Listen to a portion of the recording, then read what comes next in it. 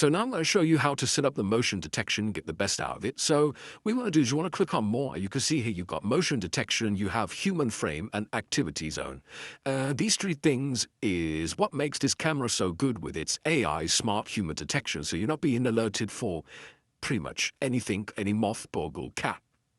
So if you click on motion detection, right, first and foremost, you want to make sure that it is on human detection. If you click on this here, you can see you can turn it off if you really wanted to. Motion detection, which is any type of motion, which is obviously not what you want to be getting alerted for. And then you have human detection. So you want to make sure that that is on. Next, you have the human frame. So if you click this on, this basically puts a red box around the live feeds. As someone walks into the frame, it'll put a red box around the human and will only track them, so you can see basically. So I'll have to turn this on. Now, with this cloud recording, you don't need to have this on. This can be turned off. The sensitivity depends on how many alerts you kind of want and how sensitive the camera is to picking up the human motion. You can start out on medium. If it's missing a few things, then you may want to put it on high. If you're getting too many alerts here, then you can obviously put it back onto medium or low. You can customize this and play with it depending on the alerts that you're getting. I'm just going to leave it on medium for now. Now, alarm flashing, leave this off. Now, the great thing about this is the activity zone. So if you click on activity zone, what you can do here is you can smear all the areas that you don't need. Okay, so smear the areas that you don't need. Please smear unnecessary areas. Motions occurred in the covered areas will no longer be detected and you will not be notified. Meaning, so let's say, for example, you lived on a busy footpath, okay? And this is where your driveway was, and this busy footpath was here. You don't want to be picked up for people who are just walking by. So what you would do is you could just hold on this like this, get rid of all this like that there.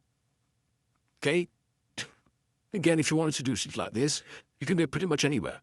If you want to erase stuff, you can erase it like this. Or if you've got completely wrongly, you can just clear, or you go back to there. So remember, if you're going to set up the motion detection, anything in this area here, this blue area here, if there's a human motion happening in here, in this part here, it will not pick up the alerts. It's going to just alert everyone for in here. So this is useful to have. Again, if you're getting alerts for people just walking down here that are not real people at your front door or where the target area is, you can do whatever you want here. Clear. There we go. Okay. And once you're done, obviously, you just do that there. And you just click save. Confirm, look, the motion occurs in the covered area, won't trigger. As you can see, save, there we go. Let's go back. Right, and then you have a detection schedule as well at the bottom. So you can see here, if you want all-day detection, you can have it on there.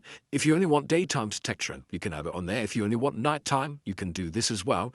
And if you want it to only be for a specific time or time frame where you're not going to be in the house or you're not going to be around, whatever it may be, you can add your own plan and, put your start date, time, week, whatever it may be, and then it's only going to alert and kick into action when that time actually goes by. Okay, so customize all of this here and you can mess around with it by just clicking on that there and going on to those things there. So hopefully you found this video helpful and I'll see you in the next one.